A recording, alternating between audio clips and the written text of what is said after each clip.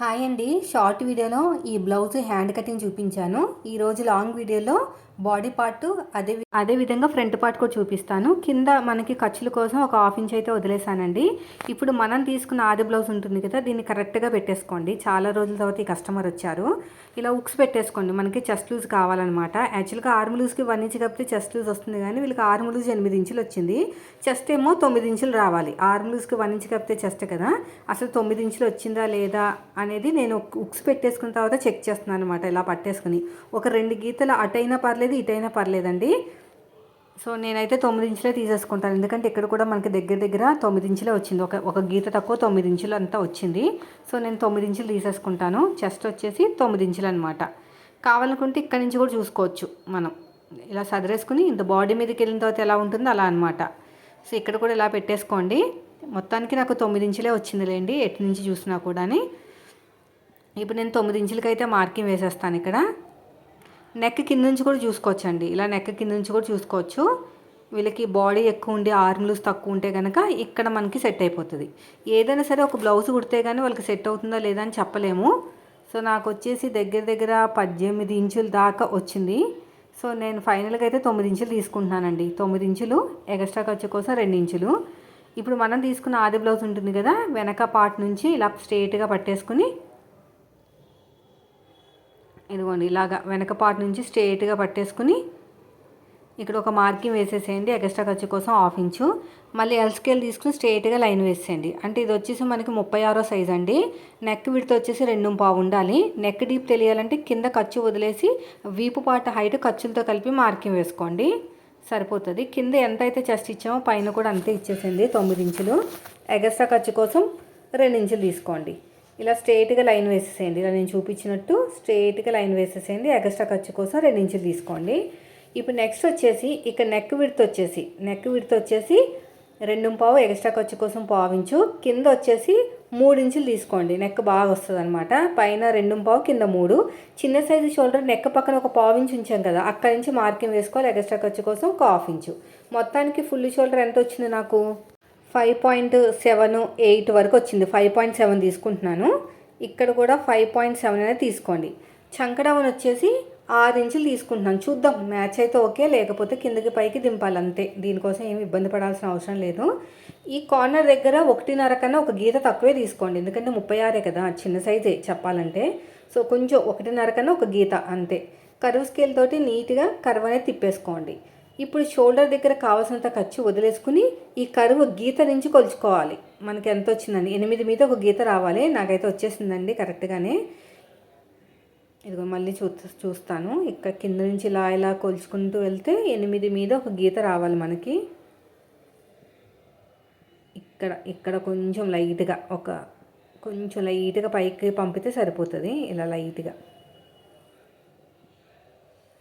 కరెక్ట్గా మ్యాచ్ అయితే చెస్ట్ దగ్గర పట్టేసినట్టు ఉండదు అనమాట. ఇలాగా ఇప్పుడు సెట్ అయిపోయింది. ఇప్పుడు ఇక్కడ కూడా క్రాస్గా లైన్ వేసేసేయండి.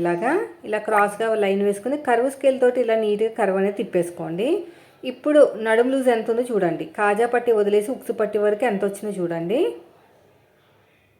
అదేవిధంగా నెక్ రౌండ్ కూడా ఒకసారి అయితే చెక్ చేసుకుంటాను నేను. నెక్ రౌండ్ చెక్ చేసుకుంటే వీళ్ళకి ఎక్కువ తక్కువ అయినా కూడా అడ్జస్ట్మెంట్ చేసేచ్చు ఇప్పుడే, లేదంటే తర్వాత మళ్ళీ నెక్ రౌండ్ ఎక్కువైపోయింది అంటారు. ఇలా పట్టుకోండి. ఇలా పట్టేసుకుని కరెక్ట్గా మిడిల్లో ఒక మార్కింగ్ వేసుకోండి. మార్కింగ్ వేసుకున్న తర్వాత ఇక్కడ షోల్డర్ దగ్గర కావాల్సినంత ఖర్చు వదిలేసుకుని రౌండ్గా చూసుకోండి కరెక్ట్గా సెట్ అయిందా లేదా. నాకైతే కరెక్ట్గా మ్యాచ్ అయింది. ఇప్పుడు నెక్స్ట్ వచ్చేసి కాజా పట్టి వదిలేసి ఉక్సు పట్టి వరకు ఎంత వచ్చిందో చూడండి. ఇలా కాజా పట్టి వదిలేసి ఉక్సు పట్టి వరకు, ఇలా మొత్తం కూడా కాజా పట్టి వదిలేసి ఉక్సి పట్టి వరకు ఎంత వచ్చిందో చూడండి. నాకు వచ్చేసి 32 ఇంచులు వచ్చింది. 8 ఇంచులు 4వ భాగం. డాట్ కోసం 1 ఇంచు కలిపితే 9 ఇంచులు.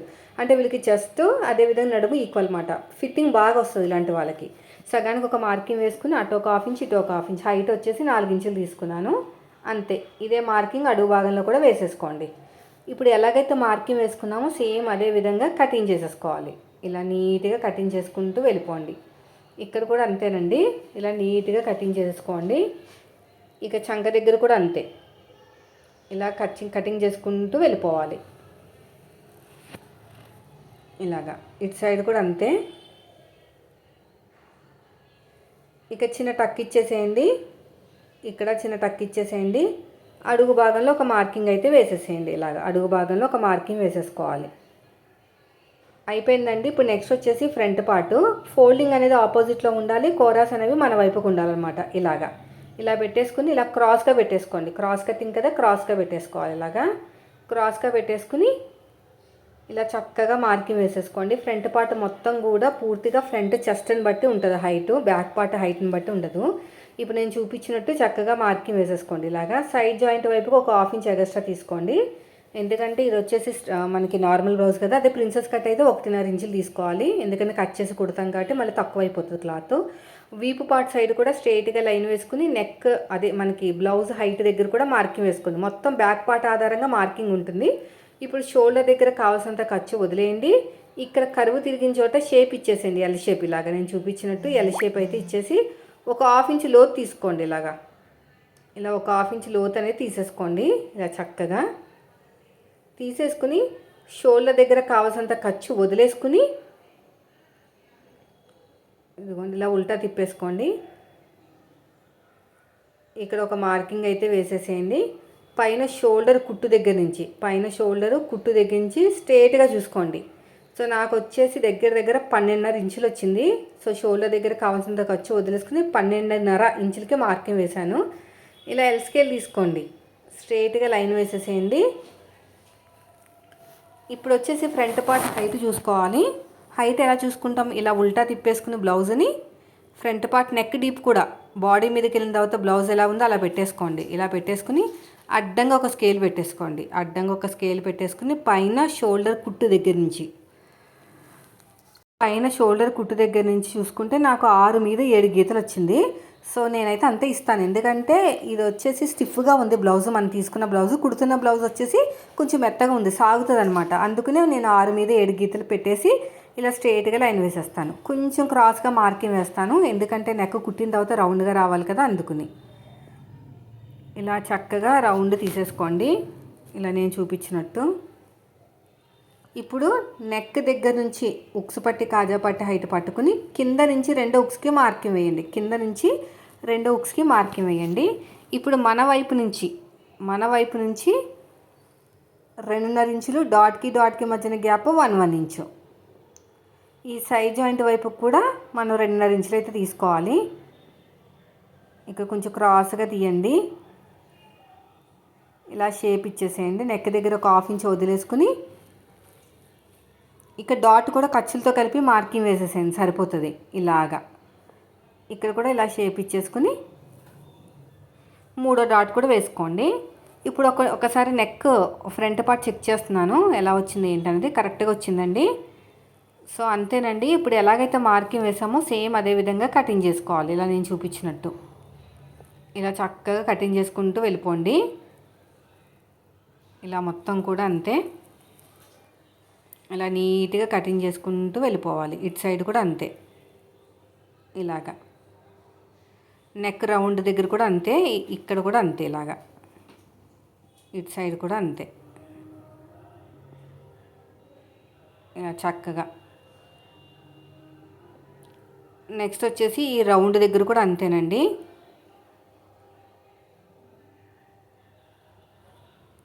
ఇప్పుడు ఇక్కడ ఒక చిన్న టక్ పెట్టేసేయండి.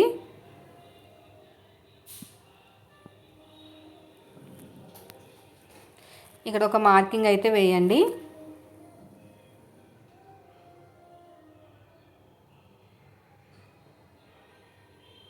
ఇప్పుడు బ్యాక్ పార్ట్ మీద ఫ్రంట్ పార్ట్ ఇలా పెట్టేసుకోండి. ఒక 1/4 ఇంచు టేప్ని పైకి వదిలేయండి, ఒక 1/4 ఇంచు. ఇలా బ్యాక్ పార్ట్ మీద ఫ్రంట్ పార్ట్ పెట్టినప్పుడు 1/4 ఇంచు వదిలేయాలి. అదే ఆది బ్లౌజ్ నుంచి కొలుచుకుంటే ఒక 1/2 ఇంచు టేప్ని వదిలేయాలి, ఎందుకంటే కింద ఆల్రెడీ ఖర్చులతోటే చూసుకుంటున్నాం మనం. నాకు వచ్చేసి 2.5 ఇంచులు అయితే వచ్చిందండి.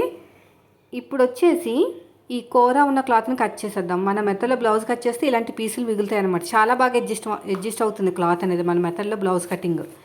కూర ఉన్న క్లాత్ని 1.5 ఇంచు వెడల్పుతోటి కట్ చేసేయండి. ఇలా నీట్గా కట్ చేసుకుంటూ వెళ్ళిపోండి. ఇలా నీట్గా కట్ చేసుకుని పక్కన పెట్టేసేయండి. పొడుగు వచ్చేసి 10.5 ఇంచులు తీసుకోండి. అదే 40 సైజ్ అయితే 11 ఇంచులు తీసుకోవాలి. ఇలా స్కేల్తో స్ట్రైట్గా లైన్ వేసేసేయండి. ఎక్కడ కూడా అంతే, ఇలా నీట్గా కట్ చేసేయండి. ఇలాగా. ఓకేనా. ఇప్పుడు వచ్చేసి పొడుగు 10.5, సైడ్ జాయింట్ వైపుకు 2.5 అలా మార్కింగ్ వేసుకోవాలి. ఇక్కడ పొడుగు వచ్చేసి 10.5, ఈ సైడ్ జాయింట్ వైపుకి 2.5. ఉక్సు పట్టి వైపుకి తెలియాలంటే ఒక 1/2 ఇంచ్ టేప్ని వదిలేయమన్నాను కదా, 3 ఇంచులు వచ్చింది. ఇక్కడ మెయిన్ డాట్ దగ్గర 2.5 తీసుకుంటే సరిపోతుంది. ఒక 1/2 ఇంచ్ తక్కువ తీసుకుంటే షేప్ వచ్చేస్తుంది అనమాట. అంతే. ఇంకొక లేయర్ కావాలండి, మీ దగ్గర లైనింగ్ ఉంటే తీసుకోండి, లేదంటే వేరే క్లాత్ వేయండి, కానీ ఖచ్చితంగా వేయాలి ఇంకొక లేయర్, లేదంటే ఫ్రంట్ జారిపోతుంది. ఇలా నీట్గా కట్ చేసేయండి. ఇది కూడా అయిపోయింది. దీన్ని తీసి పక్కన పెట్టేద్దాం. ఇంకొక లేయర్ నా దగ్గర ఉంటుందండి, ఎందుకంటే మన మెథడ్లో కట్ చేసామంటే క్లాత్ అనేది బాగా అడ్జస్ట్మెంట్ అవుతుంది అనమాట. నేను కట్ చేసే మెథడు అలా ఉంటుంది. ఇలా కరెక్ట్గా పెట్టేసేయండి. ఇలా కరెక్ట్గా పెట్టేసుకుని ఇలా నీట్గా కట్ చేసేయండి. ఇక్కడ కూడా అంతే. అయిపోయిందండి. ఒరిజినల్ క్లాత్ మీద పెట్టుకుని కట్ చేసుకున్నామంటే బ్లౌజ్ అయితే రెడీ అయిపోతుంది. షార్ట్ వీడియో షేర్ చేస్తాను. హ్యాండ్స్ కటింగ్ కూడా షార్ట్ వీడియోలో షేర్ చేశాను. ఎవరైనా ఇంట్రెస్ట్ ఉన్న వాళ్ళు చూడండి. Thank you for watching.